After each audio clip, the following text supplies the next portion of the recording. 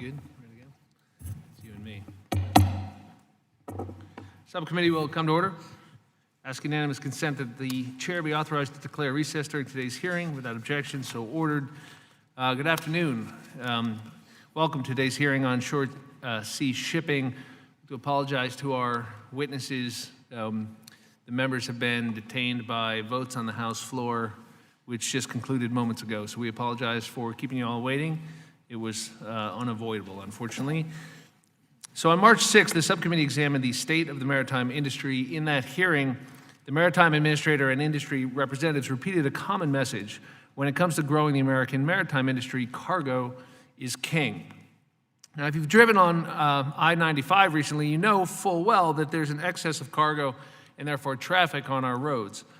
By 2045, truck freight volume is expected to grow by 43%, which, without major infrastructure improvements, will further clog our roads and highways.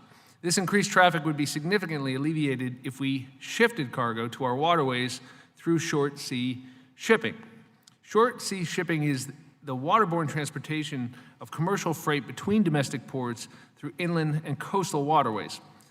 While our friends in Europe have placed short sea shipping at the center of their transportation policies, moving over 40% of all European freight on oceans and inland rivers, we have failed to leverage our existing programs to provide additional support for our domestic shipping industry. An invigorated short sea shipping industry would not only increase the state of good repair of the U.S. roads and bridges by reducing maintenance costs from wear and tear and improve air quality and emissions, but it would also help to address the critical shortage in our merchant mariner workforce. Administrator Busby and other government officials have repeatedly stated that we have 1,800 fewer mariners than what is needed to address America's sea lift needs. That gap would quickly begin to close if we fully utilized America's marine highway and began shipping cargo on coastwise ships. In order to rigorously promote short sea shipping, we must develop a national multimodal transportation and infrastructure plan that prominently features maritime transportation. The Maritime Administration claims to be working to maintain the health of the merchant marine, yet in the 5 years since Congress tasked MARAD with the development of a comprehensive maritime strategy, we have seen little movement to create a comprehensive plan to promote short sea shipping. So I look forward to hearing from Admiral Busby on the status of that strategy, particularly as it pertains to short sea shipping. I also look forward to hearing from our civilian panel on the benefits of short sea shipping, the status of projects that currently exist, and what Congress and the administration can be doing to advance the use of marine highways. Now I'd like to call on the ranking member, Mr. Gibbs, for his opening remarks. Thank you, Chairman. Increased use of waterborne transportation of commercial freight between domestic U.S. ports, short sea shipping could expand the limited and increasingly crowded freight transportation capacity of the nation's rail and road system without the need for large additional public investments. Historically, freight has been moved by water in the United States, and a large portion of bulk shipments still move by water. Increased availability of trains and trucks have reduced the usage of water transportation for movement of higher value freight. Water is far and away the most fuel-efficient way to move freight, but since it is geographically confined by where there is water, it is limited in its ability to get goods to the ultimate destination, the last mile problem, and every loading, unloading, and reloading of freight adds expense and time delays.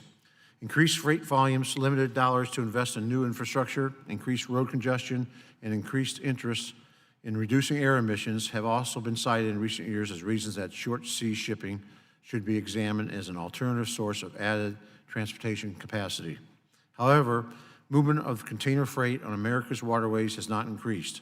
The reasons given include the configuration of large ports to handle large vessels, the reluctance of freight shippers to move to new modes of transportation, and the difficulty for potential shipbuilders to secure financing for new ship construction if they do not have freight contracts in place to prove that they can pay off the vessel's mortgages. In 2007, Congress established a short sea transportation program to promote the domestic transportation of freight by water. I look forward to hearing from the witnesses today about whether that program has worked and what additional public or private actions can be taken to promote such transportation. Mr. Chairman, I look forward to the hearing today, and I yield back. Thank the gentleman. Thank the gentleman. Now I'd like to welcome the witness on our first panel, Rear Admiral Mark H. Busby, Administrator of the Maritime Administration. Thank you for being here today, sir. Look forward to your testimony. Without objection, our witness's full statement will be included in the record. Since your written testimony has been made part of the record, sir, the subcommittee requests that you limit your oral testimony to 5 minutes. Thank you for being here. You may proceed. Right, thank you. Good afternoon, Chairman Maloney, Ranking Member Gibbs, members of the subcommittee. I appreciate the opportunity to testify this afternoon on the Maritime Administration's efforts to foster, promote, and develop short sea shipping through America's Maritime Highway Program. Marine highway system consists of our nation's navigable waterways, including rivers, bays, channels, the Great Lakes, St. Lawrence Seaway System, coastal and open ocean routes. As established by Congress, America's Marine Highway Program aims to reduce road congestion, cut emissions, conserve energy, improve safety, and reduce landside infrastructure costs. Marine transport of goods offers a safe and efficient option for shippers. One study estimates that in 2014, congestion on our roads, bridges, railways, and in ports cost the United States as much as $160 billion, trucks accounting for $28 billion of this cost. Overall, the volume of imports and exports transported by our freight system is expected to more than double over the next 30 years. This will have an implication for ports, which handle approximately 70% of America's international trade by volume. Expanding existing or establishing new marine highway services on commercially navigable waterways is a cost-effective way to meet some of our freight transportation needs and relieve landside congestion. America's Marine Highway Program designates routes and projects and provides grant funding. As of this month, DOT has designated 25 marine highway routes comprising a significant portion of our navigable waterways. A semi-annual call for projects helps to identify concepts for new or expansion of existing marine highway services that have the potential to offer public benefits and long-term sustainability without long-term financial support from the federal government. To date, DOT has awarded $24 million in competitive marine highway grants supporting at least 6 new and 2 existing marine highway services. America's Marine Highway Program grant-funded services moved 35,215 20-foot equivalent units, or TEUs, in fiscal year 16 by water, saving an estimated $1.5 million in road maintenance and congestion costs. These savings were from the M64 Express Marine Highway Service running between Hampton Roads and Richmond, Virginia, the only grant-funded marine highway service operating in the United States at that time. In fiscal year 17, savings calculations were estimated at $3.6 million and increased to more than $4.9 million in fiscal year 18, a result of a new Baton Rouge to New Orleans service and the New York Cross Harbor service. While the numbers may be small relative to the initial grant, the equipment will operate for decades in most cases, and the reductions in infrastructure damage, emissions, and fatalities will be felt for years. We are considering specific ways the Maritime Administration can maximize America's marine highway benefits, particularly using our marine highways to move federal cargo. We are also exploring partnerships with the EPA's SmartWay program and other such programs to tout the efficiencies of utilizing the marine highway system.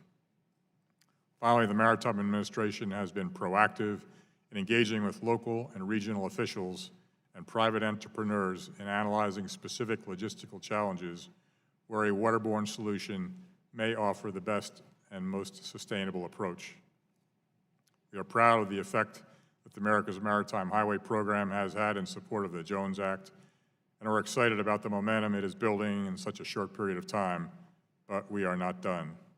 We believe that continued expansion of the use of marine highways can greatly benefit the marine industry generally while reducing road traffic and emissions and landside infrastructure costs.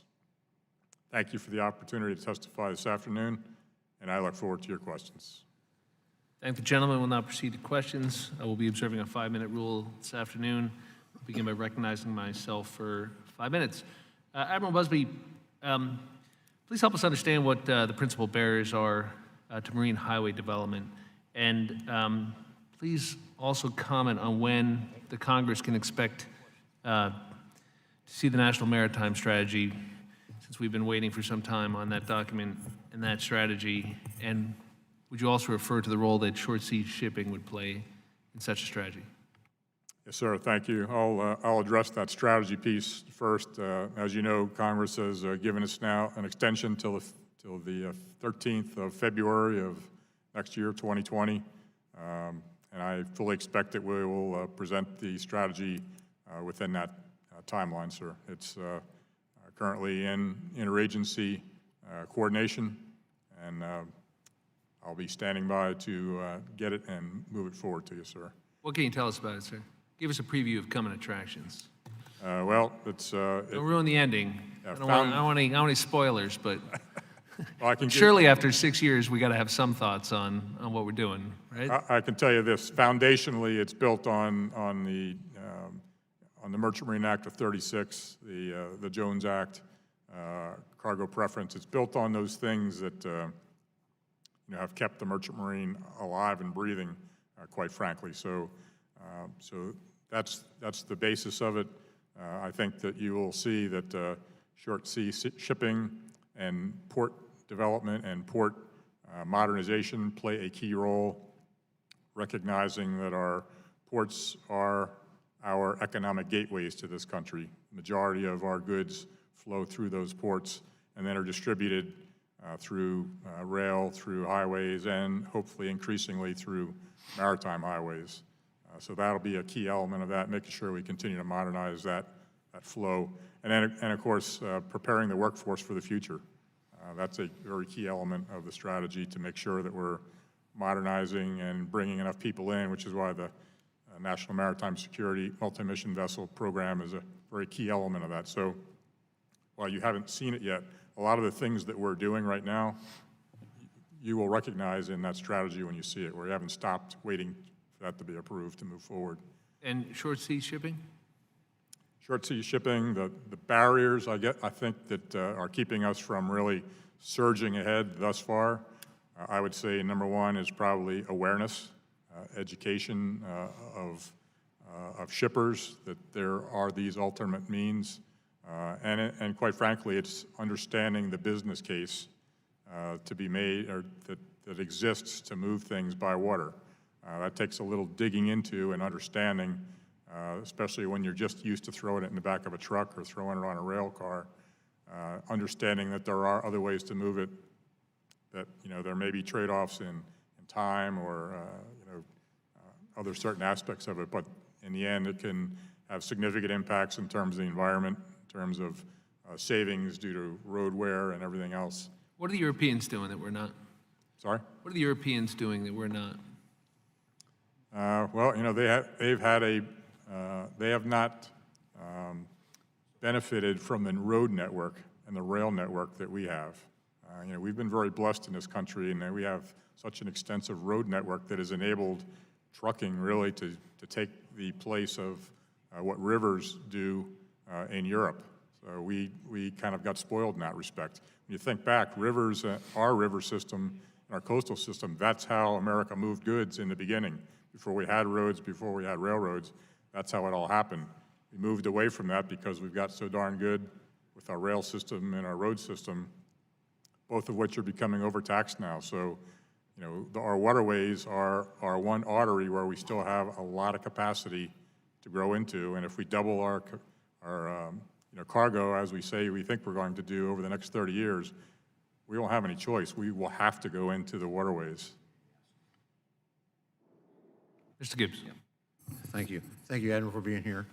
Some of the obstacles, I know that the shipping community has suggested that the harbor maintenance fee, the Harbor Maintenance Trust Fund, the law, any cargo that is imported from Canada or between U.S. ports, there's the valerium tax for Harbor Maintenance Trust Fund.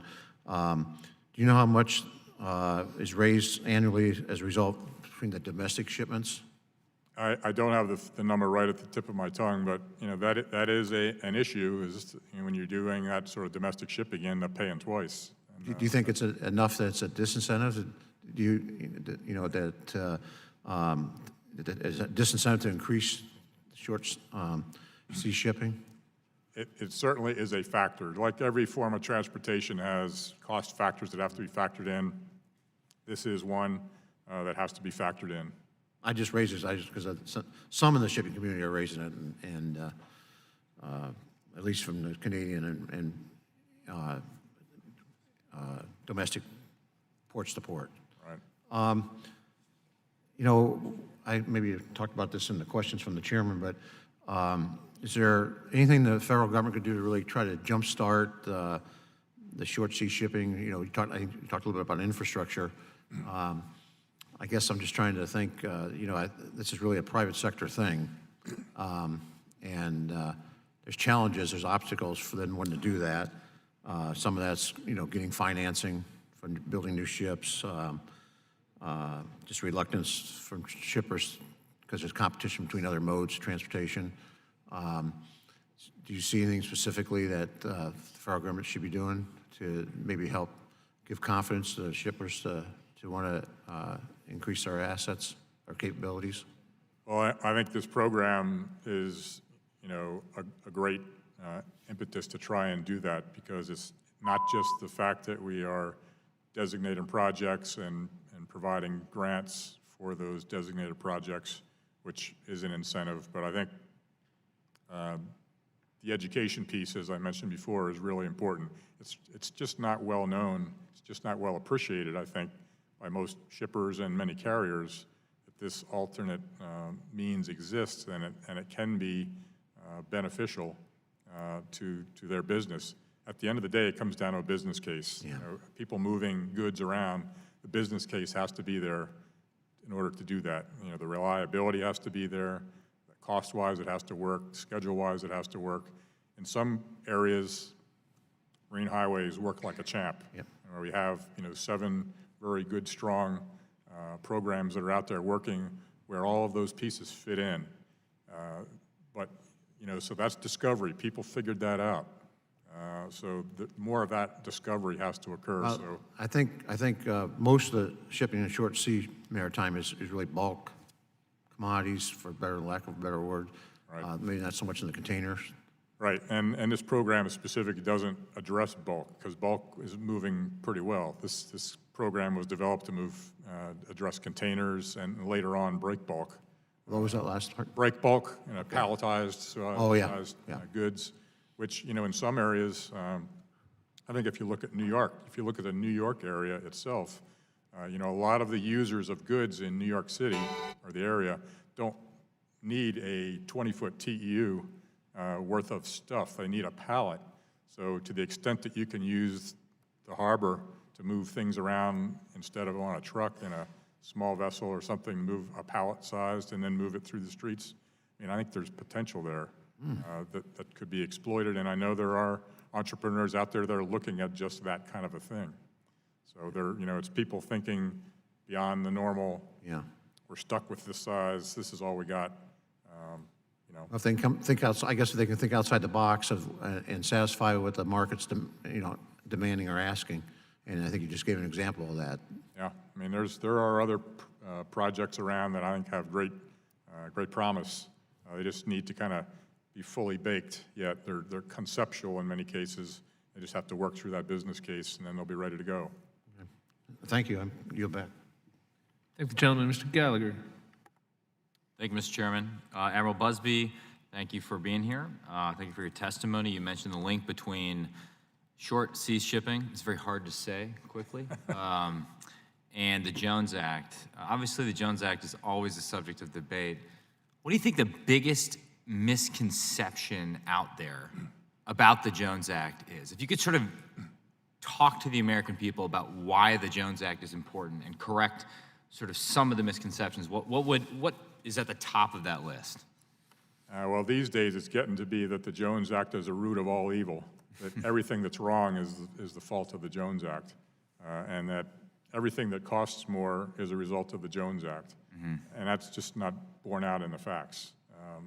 You know, when you look at the detriment that would be caused to this nation by the Jones Act going away in terms of impact to shipbuilding and ship repair for the 40,000 vessels that are Jones Act vessels that all get built and repaired in U.S. Shipyards, to the number of people that are employed, the American mariners that are employed, that, oh, by the way, on some of the larger Jones Act ships I depend upon to help crew up our sea lift vessels, they would go away, to just the people that are pushing, transiting our waterways, American citizens that are a de facto layer of security for our nation. They're out there every day. They know what normal looks like.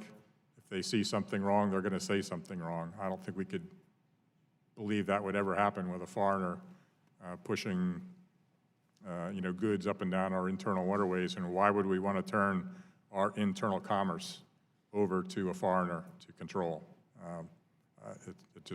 It blows my mind. So, I think for all of those reasons, it's absolutely critical.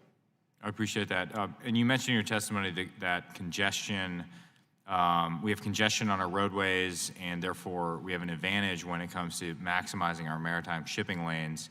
Can you also speak about the importance of ice breaking for keeping maritime shipping lanes open and our current ice breaking capacity on the Great Lakes?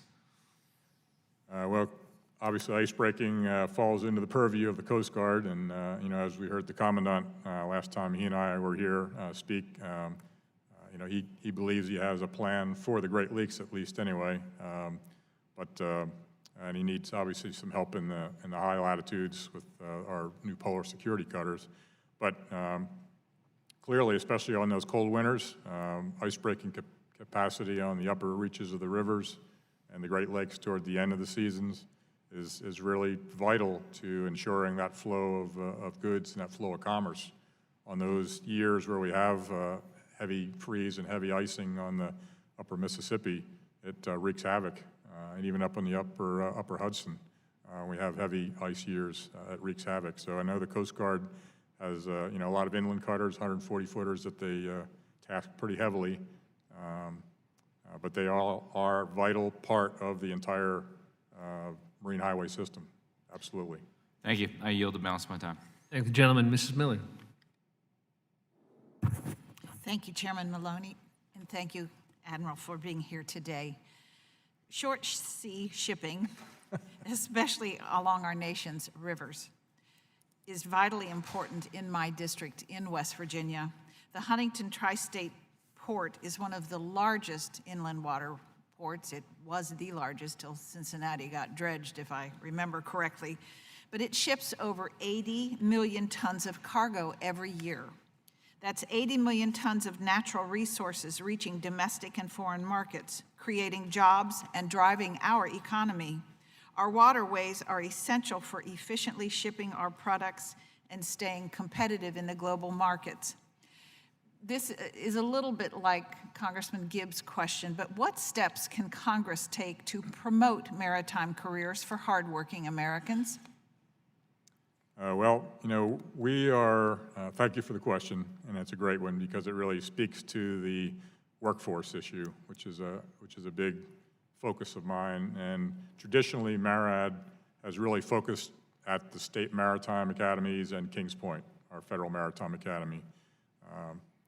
We are increasingly looking lower now. We're looking at deeper into our educational system down to the high school level. Maritime-focused high schools, at community colleges. We're getting ready to fire off the Domestic Center of Maritime Excellence program. We'll be coming out with the advertisement for that for comment here very shortly. But we really see that as the generator of a maritime workforce, especially for the inland sector, the Jones Act sector, becoming so much more important in the future. As we see growth on our maritime highways, we need to kind of get ahead of that, if you will. And I think through increased focus in at our high school level, and I've asked all of my state maritime academy presidents to reach out in their regions to start interfacing with those folks, to start, getting it known that maritime education and maritime careers, both ashore and afloat, are really going to be vital to our nation, and they're good-paying jobs. you'll be able to raise a family on them. I'm glad to hear you say that because there's much more focus on career and technical happening now, and so I think that would be wonderful. What are the biggest regulatory burdens or unfair taxes imposed on maritime shipping industry that keep it from competing with trucking and rail? Well, we talked about the harbor maintenance tax and the fact that that's kind of a double jeopardy thing. You know, that has to probably ultimately be addressed at some point. I'm not sure how that's going to go. It's you know, but that has been raised repeatedly as an issue. We hear it from industry. It's been made to work in some places, but depending on the market, depending on the commodity, depending on the circumstances, it can be more of a challenge to keep those programs moving forward. I think that's probably the biggest thing. The Maritime Highway System includes the section of the Ohio River that connects my district to the rest of the country. How has the program expanded since its enactment, and how can Congress continue to help the Maritime Administration promote maritime highways? We've designated 25 marine highway routes, and that really covers most of the navigable waterways. We may have a couple yet to go, but I think I think we have one that's under consideration actually right now by the Secretary. But we've done a pretty good job, I think, of covering the navigable waters. But, you know, there may be others, and, you know, we'll certainly look for nominations of those designations, because that's the basis of the program. You have to have the highway in order to support the project. So once the highway is there, the project can then go forward. And that project designation then enables it to be considered for grant funding based on the merits of the program. And, you know, I think that will continue to grow. I mean, every year we see more programs being requested for designation, and we're able to then consider more for grants. And that's, you know, we can spread the funding that we get a little bit broader every year with the broader grants, with the broader programs. Okay, thank you. Are the Navy and the Coast Guard continuing to find more effective ways to see that their ship drivers are eligible to receive merchant mariner credentials after they leave the service? Well, of course, we have the Military to Mariner program, which we continue to push forward on. Of course, the President passed the executive order a couple of months back that helped that process along.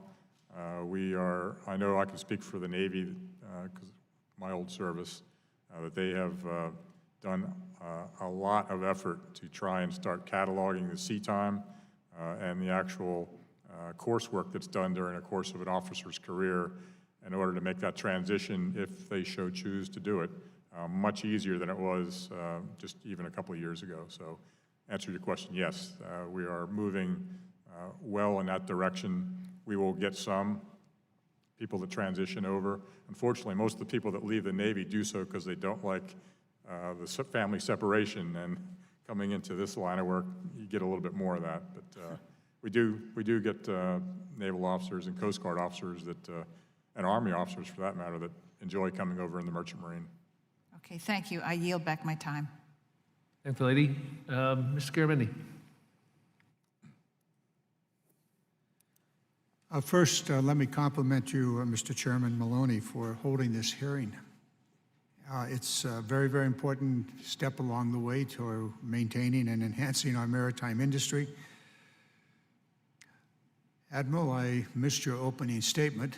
I've been busily trying to catch up and reading it, but I do want to thank you for your attention to the issues of maritime, the work that you did with us on the NDAA and the issues there. Moves it forward, and hopefully we'll be able to expand the maritime support for our military. Investing in our nation's inland and coastal waterways will always reduce roadway congestion and fatalities. The short sea shipping can be competitive, but it needs help. There are many different pieces to this. Army Corps of Engineers dredging programs or not, docks and the like that are not exactly or even close to design for the kind of infrastructure necessary for short sea, which is a whole lot different than across the ocean, ships and the infrastructure needed for that. It's interesting that the dredging issue in my district becomes very important. And it's not just for freight, but also for moving people. The ferry system in the San Francisco Bay Area sometimes doesn't work because the ferries can't even get to the dock. And so that brings us to the Army Corps of Engineers and their budget and the allocation of their funds. Also, I know this, the intersection or the exchange between Interstate 80 and 680 and in my district, Fairfield area, is probably going to be a multi-billion-dollar interchange when it's finished. I guess I'm pleased that we provided some $7 million for short sea shipping, which is some small fraction of the billions that'll be spent on one interchange, largely because of the truck traffic coming out of this San Francisco Bay Area. In any case, just a couple of questions. How do we make better use of the taxes that are presently collected, and is it necessary for us to find a way of avoiding the double taxation that will occur in short sea shipping? Could you go into that in a little detail? To the extent I can, yes, sir. You know, as we've sort of discussed here earlier, that has long been an issue in short sea shipping, and that is the kind of the double jeopardy for harbor maintenance tax, that it gets tagged twice. This is something that it comes to us, and your earlier testimony, once again, I apologize for missing. It should be the foundation for an amendment to our current tax law so that we don't double tax, so that we eliminate this financial disincentive. Also, I'm going to bring your attention, which I suspect you know, there's a very strong incentive to use the Port of Vancouver rather than the ports in Seattle because of that very same tax. So when that train arrives in the Midwest from Vancouver, maybe that tax ought to apply when it crosses the border. I don't think the MCA took that up, but it is an issue that harms the industry on the West Coast. What's it going to take here? Is it going to take direct subsidies to the shipper? Does it take better infrastructure? Where would you suspect we spend the next $7 million or 20 or 21 million? In terms of marine highways? Yes. Specifically? Well, I think I'm always siding on the entrepreneurial sort of spirit in this country. Just about all of these projects, you know, that are up and running now, 7 that are running, and the many 25 that are approved, and probably another 30 that are in the queue, are all somebody's brainchild. You know, they all looked at a situation and said, that makes more sense to move it by water. And now figuring out the business case to make that happen, you know, it takes a while to do it. It doesn't work in every case, but there have been, you know, we have good examples of where it makes great sense. Some places should not probably ship by water. It just doesn't work. But I think increasingly, as we see the costs mounting and the, you know, well, is it possible for the construction of the vessels themselves? We've had programs in the past that supported the construction of vessels. Is that a good place to invest? Yeah, you know, building Jones Act vessels of the size that we're talking about here, tugs and barges for the most part, you know, that's not really an issue. The rest of the world doesn't build tugs and barges as well as we do for the costs that we do. We're very competitive. Our shipbuilding industry is very competitive in tug and barges. So having to, you know, provide a lot of building subsidies, I don't know that that's specifically the answer. You know, I certainly in the international side, Just a couple of, one final point in the,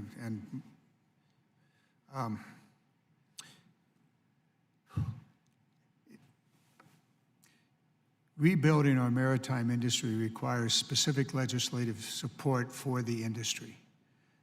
Next week, we will be introducing the Energizing the American Shipbuilding Industry. We appreciate your support for that, and the members, many of the folks that are here on the dais, for their support, and folks in the audience. That will provide at least many of the jobs and much of the industrial construction of the ships.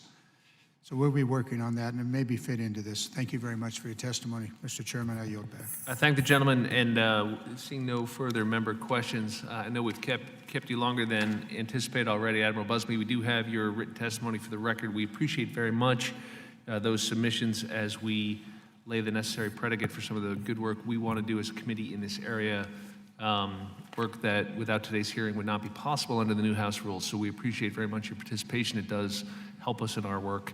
I'd like to move to the second panel if that's possible, and thank you very much, Admiral. Yep. Thank you very much. Thank you.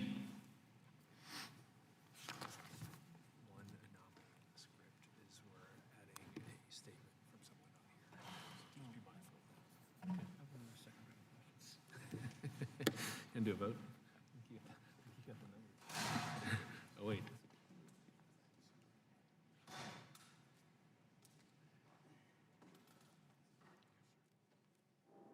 Well, while our witnesses are taking the table, I'll go ahead and begin to introduce them.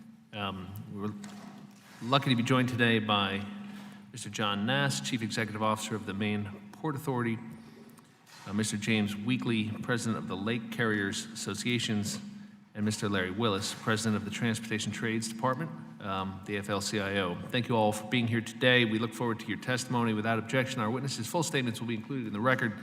As with the previous panel, since we have your written testimony and it has been made part of the record, the subcommittee requests that you limit your oral testimony to 5 minutes. Mr. Nash, you may proceed. Thank you, Mr. Chairman. Thank you, Mr. Chairman. If I could just recommend to the witnesses, you can pull that box as close to you as needed. It does move, and if you speak into the microphone, it helps our stenographer and the folks watching it on TV. Thanks. Chairman Maloney, Ranking Member Gibbs, and members of the Subcommittee on Coast Guard and Maritime Transportation.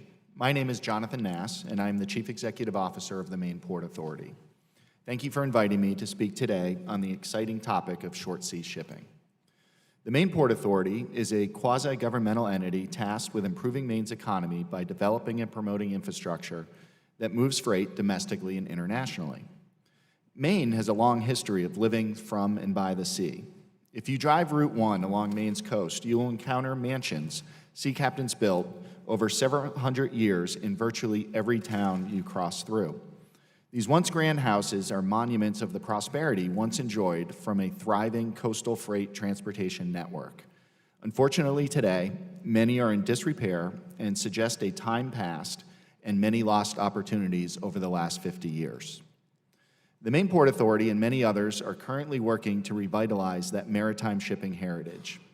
We recently developed a brownfield in the city of Portland into the International Marine Terminal, a container terminal that in just 5 years has gone from a derelict, abandoned eyesore to a vibrant international logistical multimodal hub connecting Maine to the world. We're very proud to note that we've had annual growth in volume of over 20 to 30% every year. I believe that we can build on that success by connecting northern New England domestically to ports to our south through establishing water service paralleling the congested I-95 highway system on the East Coast. For those of us that live in port cities, moving freight by water is instinct, but it needs to become intuitive for others as well, especially those who set transportation policy.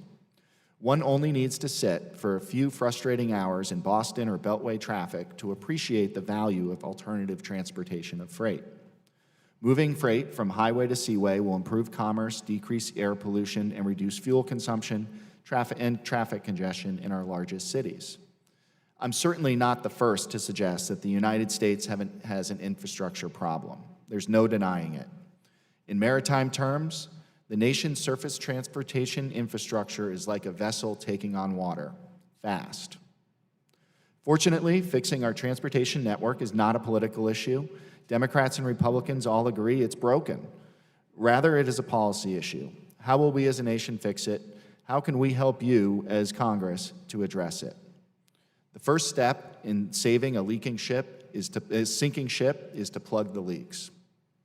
The infrastructure policy debate usually centers around one question: where will the funding come from to rebuild America's highways? But there's more to the transportation equation than highways. As with any fixed asset, there's also a matter of depreciation and use. If we can reduce the cost of the highway system, reduce the rate of depreciation, and reduce the rate of growth of trucks on our highways, then we're starting to plug the leaks. By not making alternative freight transportation system a national priority, especially short sea shipping alternatives, I believe that we are misusing our surface transportation network. We're missing a win-win opportunity to both stop the leaks in the highway infrastructure while fostering a revitalized waterway economy nationally. What if we can establish a well-utilized marine highway as functional as roads and bridges, but without the cost of pavement and steel, without potholes, without traffic jams, a system where at least some long-haul freight bypasses the heavily congested urban areas? That's exactly what the Maritime Administration's Marine Highway is designed to do, and it should be a top priority when fixing the entire system. Since the Eisenhower administration, the United States has focused on a network of expensive fixed transportation assets. The problem is that it's constant patching, lost time, money, road rage, accidents, but we've ignored a great opportunity. In 2010, Secretary Ray LaHood designated the New England Highway System as part of the National Marine Highway System. Part of that project was the designing of an articulated barge that is Jones Act compliant, yet is 40% CapEx and 40% OpEx of a comparable marine vessel. We've also become a member of the North Atlantic Marine Highway Alliance. This effort, funded by the Maritime Administration and managed by New York City Economic Development, includes parties from the Chesapeake to Maine. Mr. Chairman, we recently hosted a meeting that brought freight owners together with port owners and shippers in Maine, and I'd be happy to answer questions on that interesting discussion. Thank you, sir. I appreciate that, Mr. Nass. Thank you very much. Mr. Weekly, you may proceed. Thank you. I represent 13 American companies operating 46 U.S. flag vessels on the Great Lakes. We carry the raw materials that drive the nation's economy: iron ore and limestone for steel, aggregate and cement for construction, coal for power generation, and more. Those cargoes generate 103,000 jobs with an economic impact of over $20 billion. I will discuss the benefits of marine transportation, the Great Lakes Navigation System, our role, the importance of the Jones Act, and maritime infrastructure. As this graphic demonstrates, it takes less energy to move cargo via water. We move a ton of cargo 607 miles from Duluth to Detroit with 1 gallon of fuel. A truck moves that ton 59 miles per gallon and rail 202. Vessels also emit fewer tons of carbon dioxide per ton mile. Economies of scale help lower energy consumption. One of our Lakers can move 70,000 tons of cargo, which is the equivalent of 700 rail cars or 3,000 trucks. If trucks operated with vessels' efficiency, they could be powered with a lawnmower engine. Prior to the development of the interstate highway system, raw materials, lumber, people, vehicles, and finished goods also moved on Lakers. The higher value, time-sensitive cargoes now move by faster modes, so low-value, heavy cargoes are our focus. Self-unloading vessels can unload in hours, what once took weeks. This technology and larger vessels combine to make the lakes the world's most efficient system for shipping dry bulk cargo. In fresh water, vessels last decades longer. We maintain our vessels rather than replace them. Last winter, we invested $70 million in maintenance. New construction and conversions are also part of our investment plan. Interlake Steamship recently announced the construction of a new Laker. Van Inkport Tug and Barge announced the construction of a new Laker-sized barge, and Port City Marine Services completed the conversion of a cement barge. The Merchant Marine Act of 1920, the Jones Act, requires that vessels moving cargo between U.S. ports be American-owned, American-built, and American-crewed.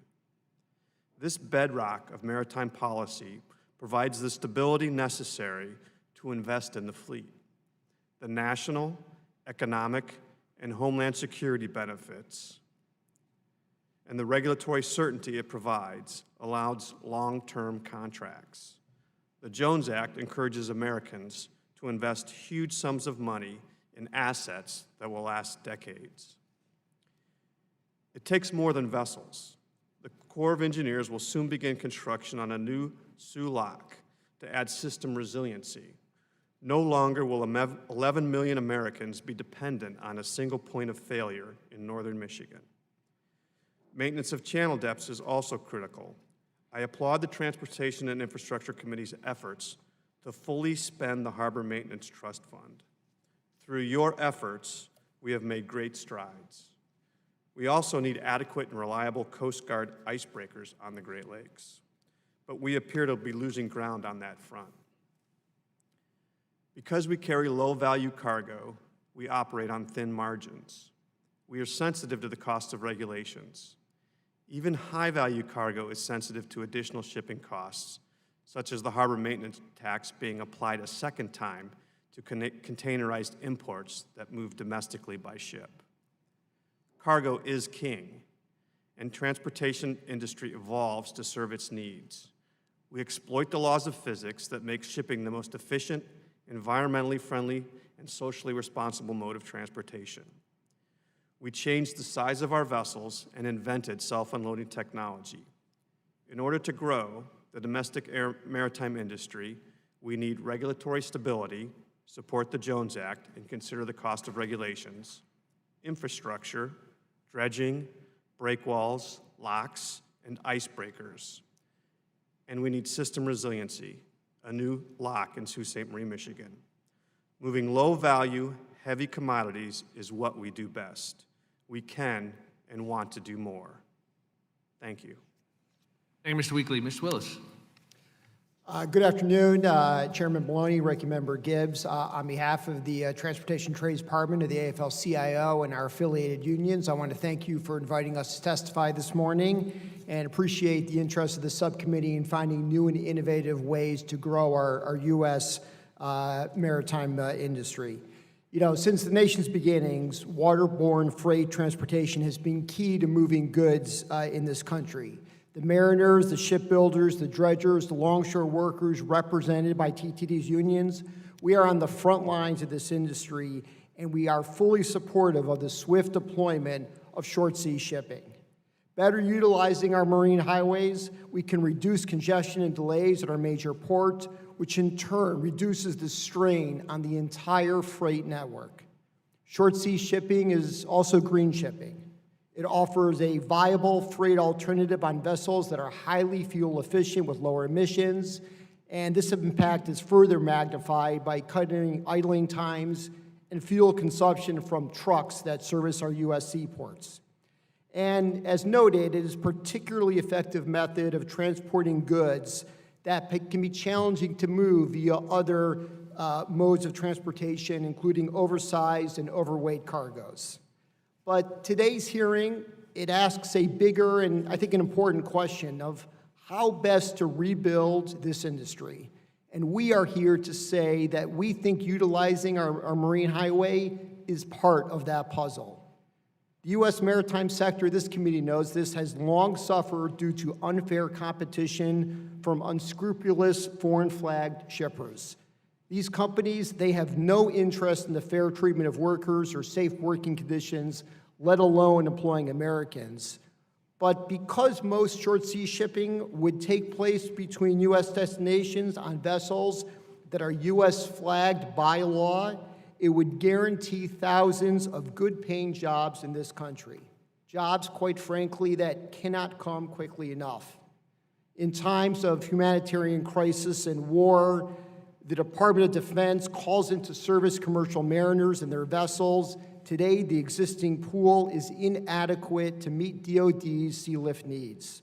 The jobs created by short sea shipping, they can close this gap, creating both economic and national security benefits with a single stroke.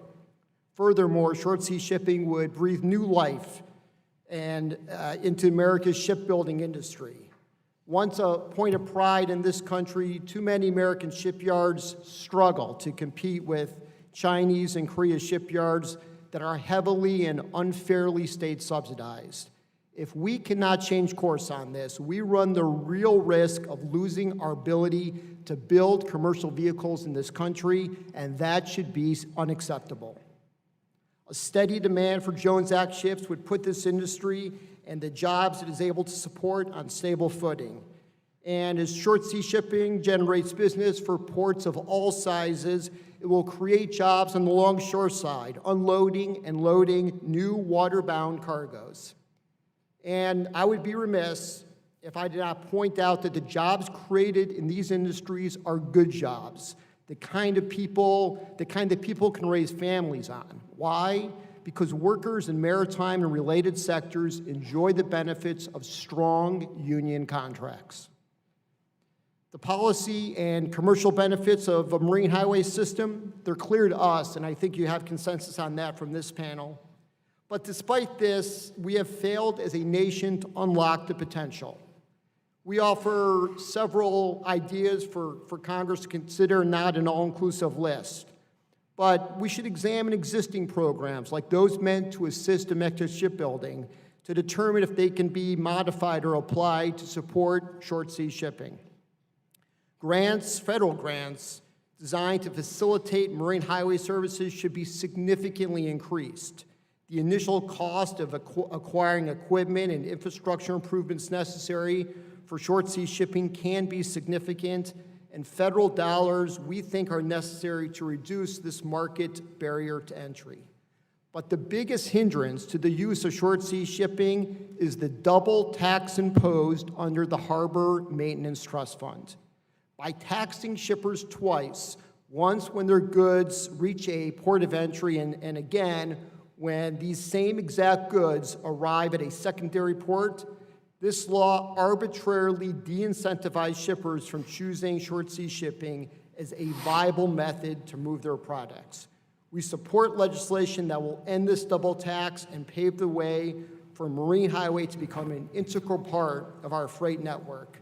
We stand ready to work with this committee on this policy and others that strengthen the U.S. maritime industry, create new jobs, and promise all the economic benefits that short sea shipping we know has to offer. Thank you. Thank you, sir. And I'm very interested in the point you ended on, and I'd like to get the perspective of other witnesses as well about the harbor maintenance tax and the, and for people who don't understand, I think you laid it out pretty well. There is a double tax applied to any cargo transshipped to another U.S. port, whether it's domestic or international in its original origin. How burdensome is the second application of that harbor maintenance tax to the development of short sea shipping? Mr. Nass, Mr. Weekly, Mr. Willis, if you want to expand on that. It's a big issue for many of us on the committee.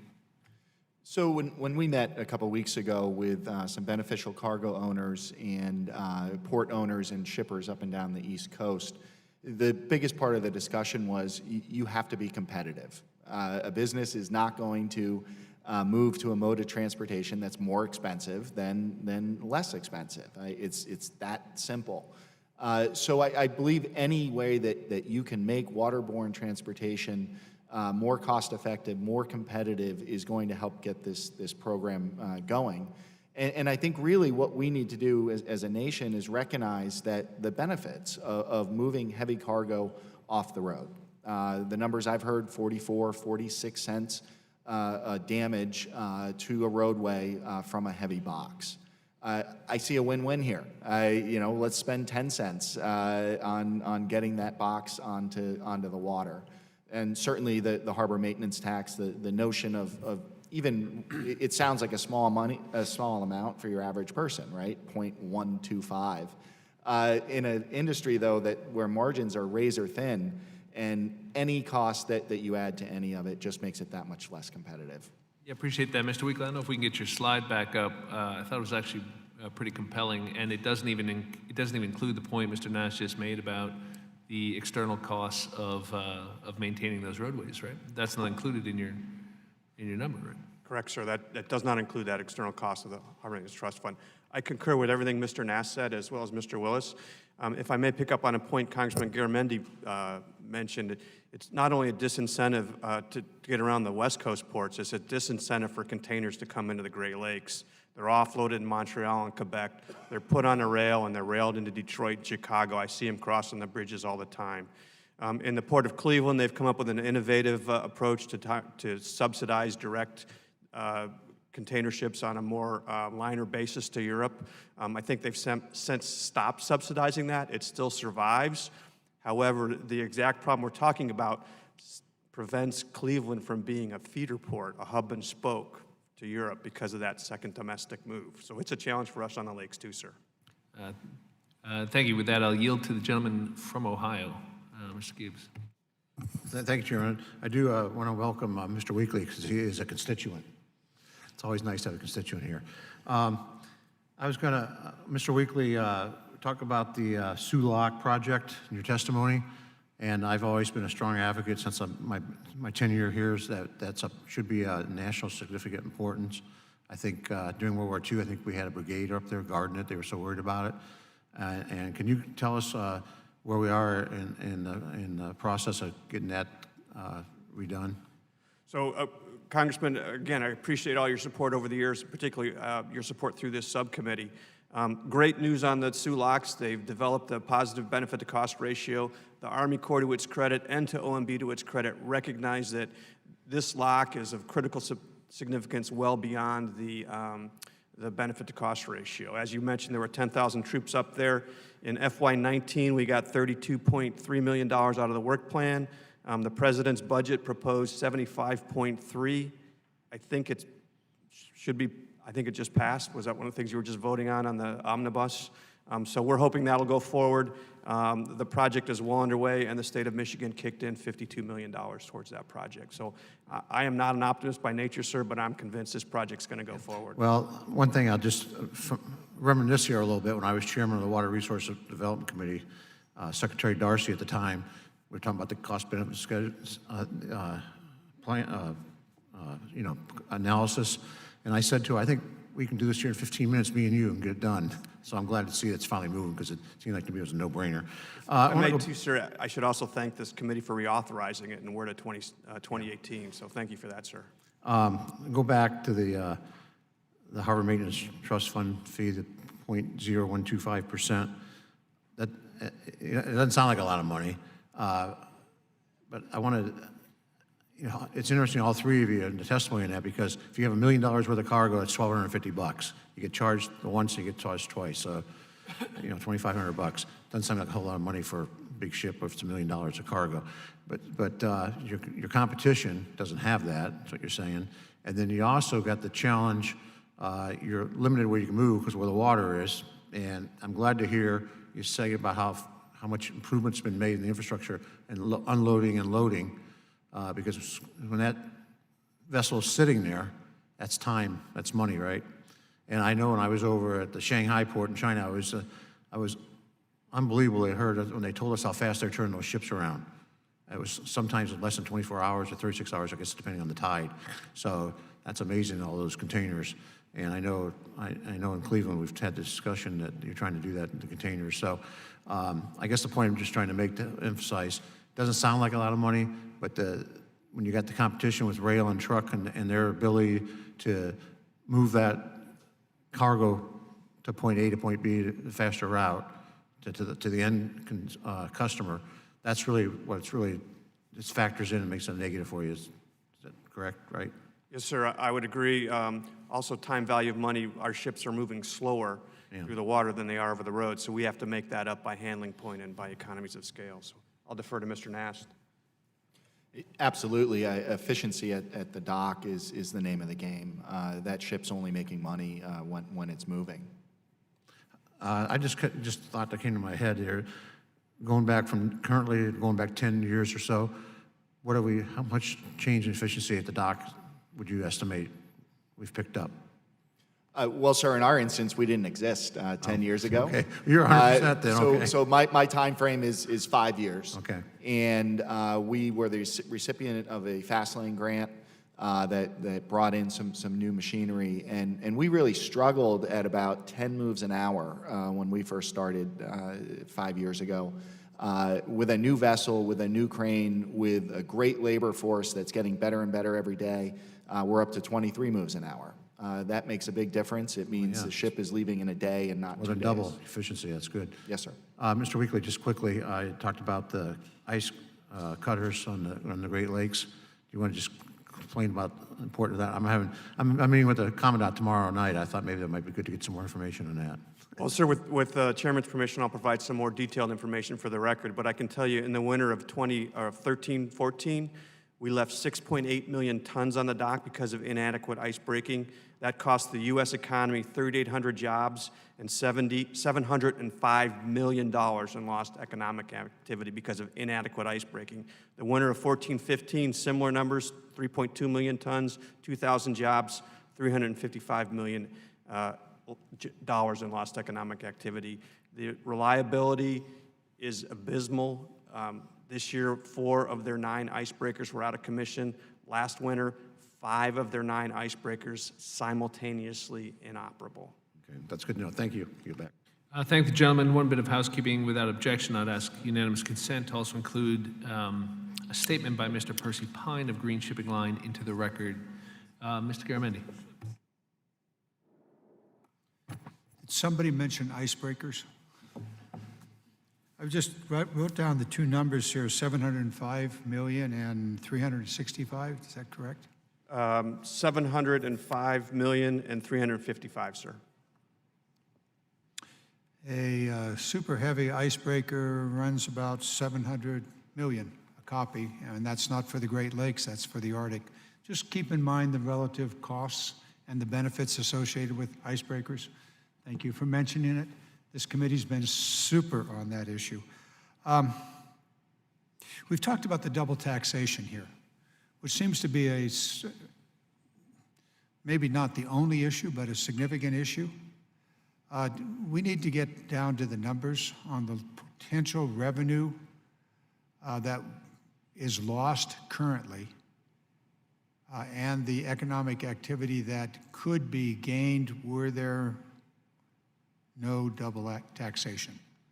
So if you gentlemen could help us with that analysis, it would be very useful. My sense of it is that there's not much tax loss now should we eliminate the double taxation. But we're going to have to score that, and if there's a tax bill ever, then we'd want to have this in it. So we'd want to have that kind of detailed information if you could develop that. Also, there's another way of going about it, and you mentioned Cleveland, and that Cleveland essentially rebated that tax. Once again, numbers would be useful here. We have the annual appropriation of 7 million, 10 million, whatever, for the marine highway system. And just thinking of different ways we can get this job done. On the tax side, you can rebate. We could appropriate the money and then it gets rebated, or we can eliminate the tax. So once again, numbers would be very useful for that. Also, the efficiency of loading and unloading, which is said to be a problem. Appreciate your testimony on the efficiency that you've achieved in Maine. But this may be an infrastructure problem on the ports and the docks themselves. So I'd like to get some detail on that. What are we talking about? There's one example in the written testimony here of a method that did that. So if you could just discuss those things, if you have the numbers, if you have what it takes to make the dock efficient for this purpose. Whichever one of you wants to jump in. Maybe I could touch on the infrastructure end of it. We've invested about $64 million into our relatively small terminal. Much of that it revolves around being more efficient. For instance, our maintenance facility was on the pier when we started. The wrecking balls are coming today. We built a new maintenance facility out of the way. And the entire notion is to create that ship-to-shore space that just makes it more efficient to unload a vessel. Similarly, we've expanded our pier space and put new equipment on there, and it pays off. The ROI on this, is a matter of years when the infrastructure lasts an awful long time. Our oldest crane is over 20 years old, and she's still working great. We think it's worth the investment. Is there a specialty issue here also, the kind of equipment that you need to take from, perhaps not in Maine, but any of the major docks and ports, East Coast, West Coast, coming off a big ship, putting it on a small vessel or a tug, or a barge? We're talking about different kinds of infrastructure that would be needed. I think the equipment we have at the International Marine Terminal in Portland is the same type of equipment you would use for barge operations, mobile harbor cranes, reach stackers, those types of items. Very good. One of the things we did a couple of years ago was to allow the Harbor Maintenance Fund to be used for on-the-dock improvements, which has really not been used very much. My final point would be a question for us to try to get into, and that is, and I did not ask this of Admiral Busby, what are the specific projects that are lined up? What we have now created is what I call administrative earmarks. I want to know what his earmarks are. So if we can dig that out and see how they fit into the testimony and the priorities that you've mentioned. With that, I yield back. Thank the gentleman. Mr. Gallagher. Thank you, Mr. Chairman, and I appreciate what I sense to be the bipartisan love of icebreakers on this committee.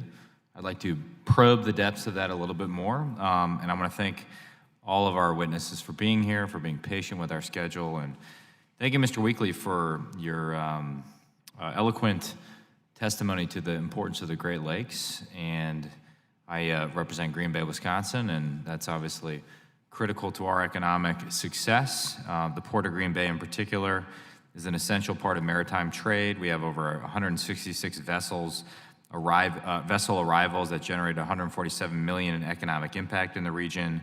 As you mentioned, we move everything from iron ore to Wisconsin soy, but ultimately that trade is dependent on shipping lanes on the Great Lakes being open, and in the wintertime, that means icebreakers. Gets cold in my neck of the woods, in case anyone was wondering. So the Coast Guard right now operates 12 icebreakers that are in high demand for a quarter of the year, but only one of these, the Mackinac, is of medium size and was intended to work in a pair, meaning that it must cut backwards on each shipping lane without a second Mackinac. So last month I questioned, and we had a great dialogue on this committee, I questioned Admiral Schultz from the Coast Guard on the need for a new icebreaker for the Great Lakes, and I know you've already talked about the economic impact, but in your testimony, you mentioned that we're losing ground. You sort of briefly mentioned that we're losing ground with respect to U.S. Coast Guard Great Lakes icebreaking, and I just wanted to give you a chance to kind of explain and expound upon that comment. So I'll focus on two areas, the 140s and the need for the new MAC. So the 140s are going through their service life extension program, or the SLEP. The biggest problem with that SLEP program is they're not replacing the engines. Those engines are 30 to 40 years old. They're very expensive to maintain. They're very finicky. They could have put a brand new Tier 4, state-of-the-art, lower energy, lower pollution, more reliable engine with a reliable inventory of spare parts in the commercial industry. That would have streamlined it. In fact, the Morro Bay, one of the ships that was out of for a month, was out of commission for a month, and it's a post-SLEP. The Biscayne Bay, 16 months out of commission because of an engine casualty. It took them 8 months to build the ship. It took them 16 months to fix an engine repair. As a former Coast Guard officer and a former engineer in the Coast Guard, I find that somewhat frustrating. The Mackinac, as you mentioned, it's basically a single point of failure. If the Mighty Mac goes down, we're not going to open Sturgeon Bay. We're not going to open our shipyards to get them out of layup. We're not going to get through Lake Superior. The original plan was to build 2 Mackinacs. They cut that. I think there's a suggestion of combining it with the polar program. The problem I see with that, sir, is that it would waste $100 million, to build a polar-class icebreaker for the Great Lakes. We need a second Mac size. We don't need a polar. The ice conditions are different. They're different styles of ice, and it's different operation. We need more maneuverability than they need in the Arctic. The old Mac was heavier, wider, did a better job to handle our 1,000-footers. The new Mac is more maneuverable, but it needed the second. The original plan, had they stuck with it, would have worked. Unfortunately, cost-cutting has a cost to us. So you mentioned the Mac as a single point of failure and that we'd have to shut down Sturgeon Bay, et cetera. Is it even possible to quantify the economic impact in such a scenario?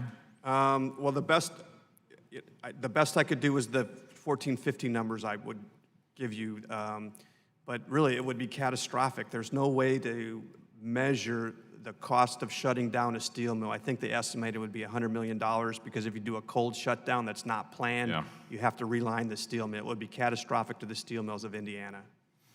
I appreciate that, Mr. Chairman. I yield back, and we got to break the ice. Thank the gentleman for that bipartisan note of consensus. Don't see any further questions on the committee. I know we have kept you gentlemen well past the time you probably expected, so in the interest of respecting everyone's schedule, I'd like to thank all of you for your testimony. Your contribution to today's discussion has been very informative and helpful. I'd ask unanimous consent that the record of today's hearing remain open until such time as our witnesses have provided answers to any questions that may have been submitted to them in writing.